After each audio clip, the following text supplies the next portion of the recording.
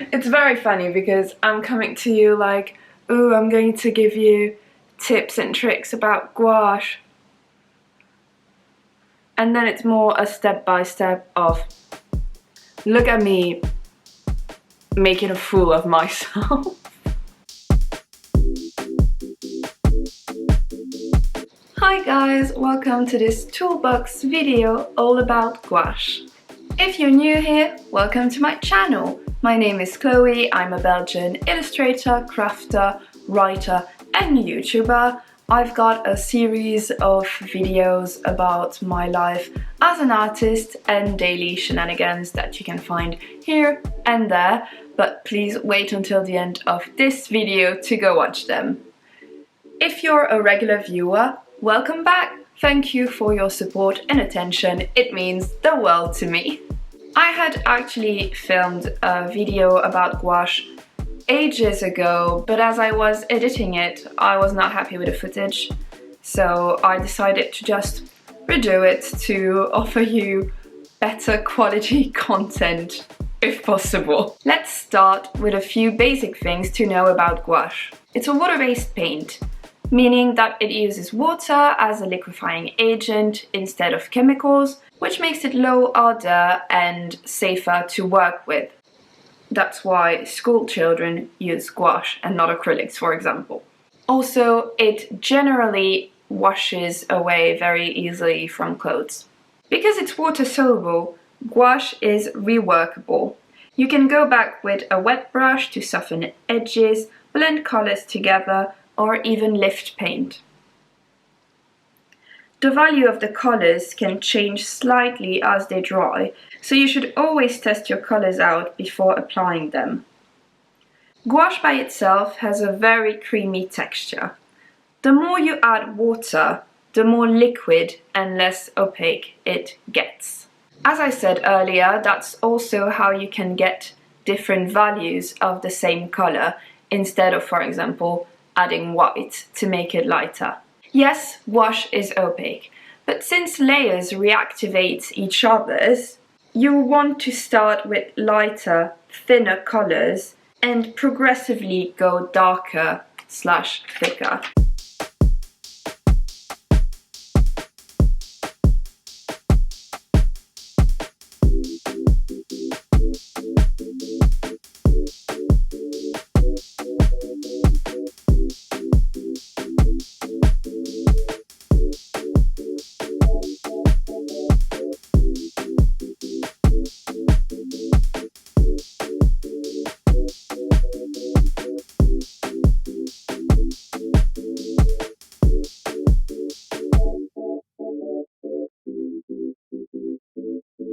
So now that we know the basics of gouache, let's apply them to an actual illustration.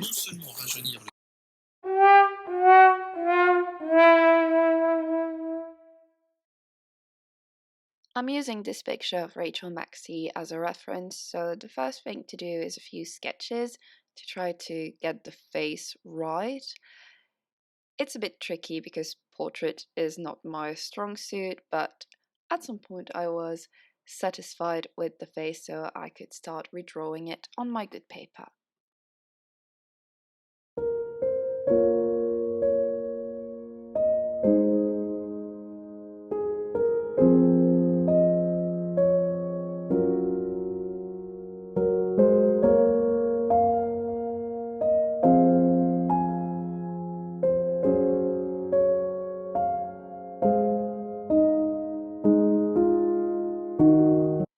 After I had redrawn my sketch, I applied the actual masking liquid on the whole character, except for the hair, to protect it from the base layer that I was going to apply once it was all dried.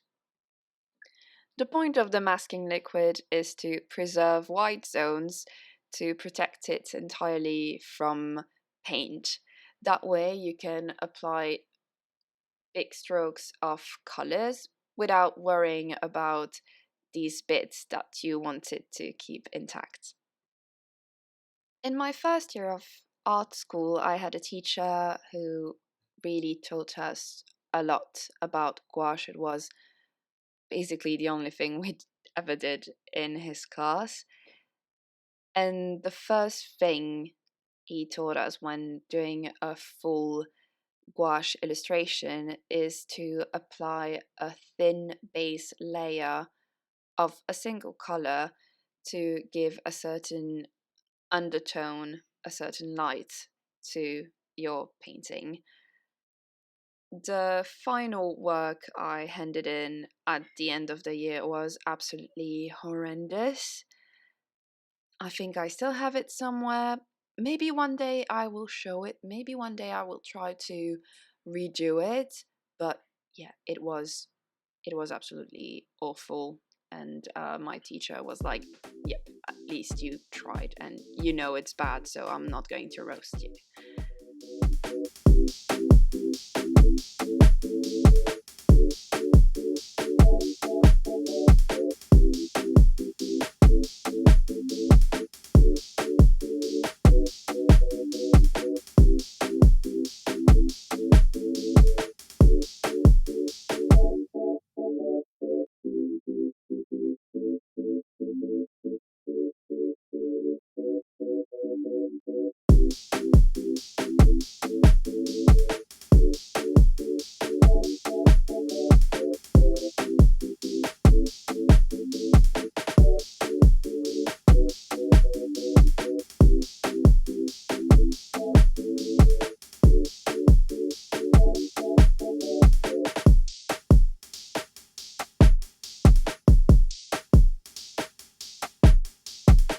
Hi there, it's Thursday. I'm going to keep going on this little painting. It's kicking my butt a little. It's very funny because I'm coming to you like, ooh, I'm going to give you tips and tricks about gouache.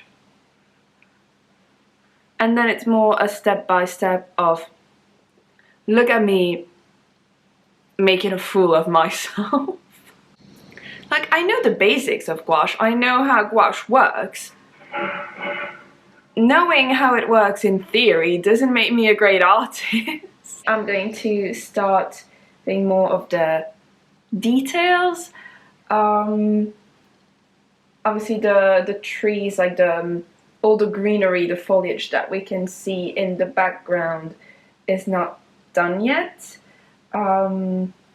I need to give more texture to the rocks and to the water. Okay, I'm going to stop blabbing. I'm going to change my battery because it's dead already. I'm so glad I have 2 batteries. So yeah, I'm going to change my battery and start painting.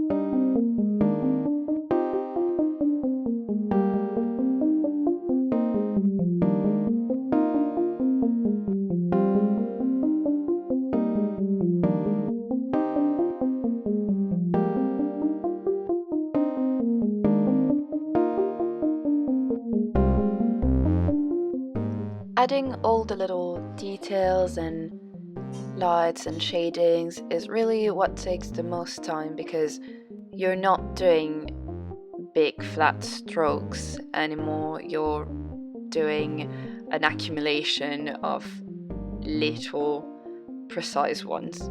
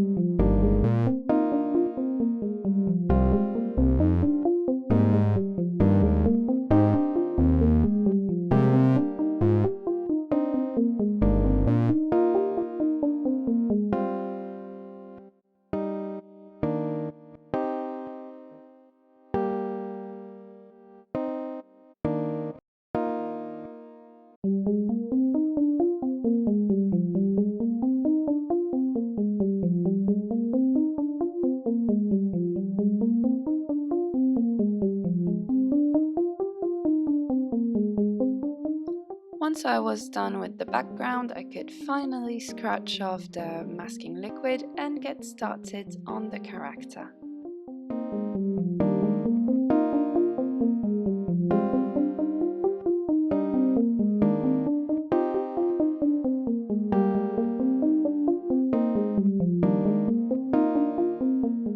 It's a very satisfying part of the painting process, even though my masking liquid is quite old, so it was very tacky and tricky to completely remove, so it left a few traces that wouldn't come off, but it's okay.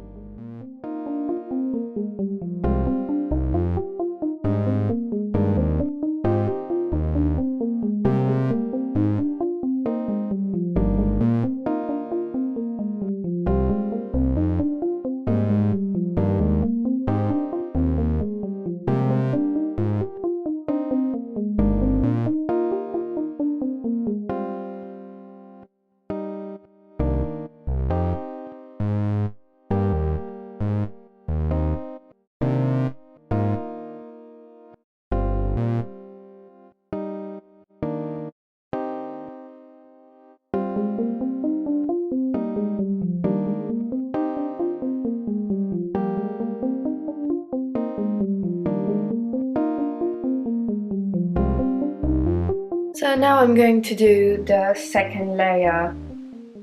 Oh, it sounds really weird. I'm gonna do the second layer of skin. I mean the second layer of skin color to make it rosier, because as of now it's really just like straight up beige. So I'm going, here it dried up a bit here too, so I'm going to take the same base as what I used earlier, and from this old ass crusty palette I'm going to take a bit of pink and add it to this first mix. When you add colors like red and pink, obviously is a variation of red, you have to take really just a little bit because it's highly pigmented. So you have to be kind of careful and try to just take a tiny bit. I'm even going to dab it here on paper to get rid of any excess.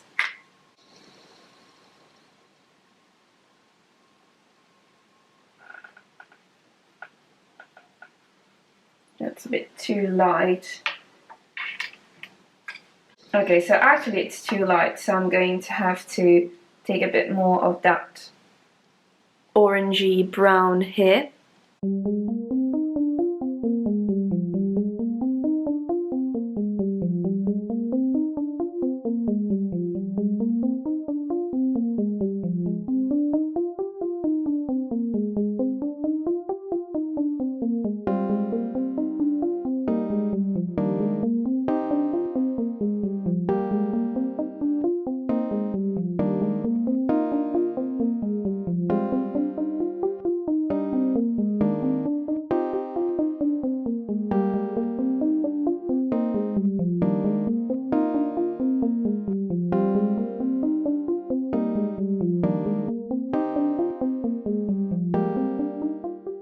Before adding the details such as the brows, the nose, the lips on the actual painting, I always check that my brush is completely straight and makes straights thin enough to not ruin everything.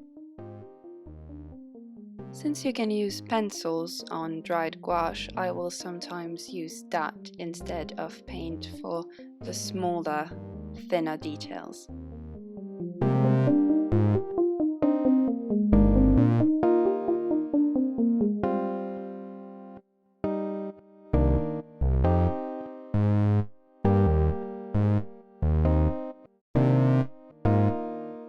By that point, I was still not fully convinced by the painting, but when I started darkening the hair, it really started coming together.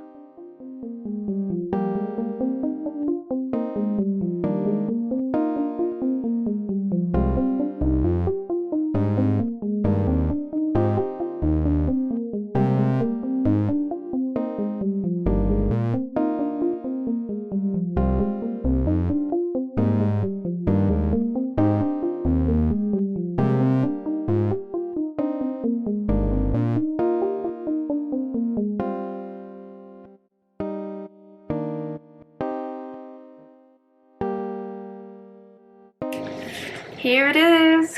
Wow! It's done!